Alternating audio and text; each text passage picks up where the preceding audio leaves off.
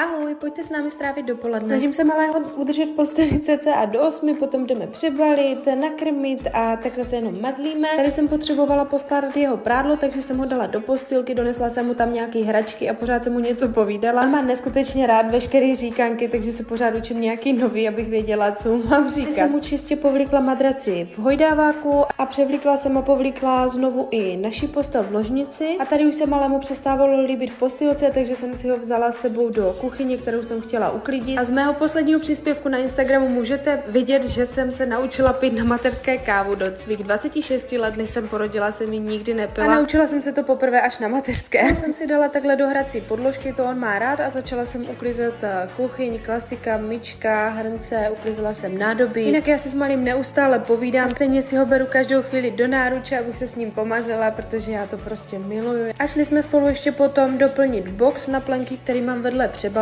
a snažím se ho mít vždycky takhle hezky naplněný. Tady už malý začal být unavený, takže jsem jenom rychle vysála, dala jsem mu mlíčko, o kterého usnul, takže jsem ho dala do hojdáváku. 10:30 ráno a konečně se dostávám aspoň k základní skincare a vyčištění zubů. Asi každá maminka to zná, že nikdy neví, jak dlouho bude to miminko spinkat, takže tady jsem rychle ještě uklidila koupelnu, kterou uklízím vždycky jenom když malý usne. A ještě předtím, než se zbudil, jsem dokázala připravit pro ní příkrm a uvařila jsem jenom takový rychlej oběd pro sebe, a to je všechno, mějte se hezky, ahoj!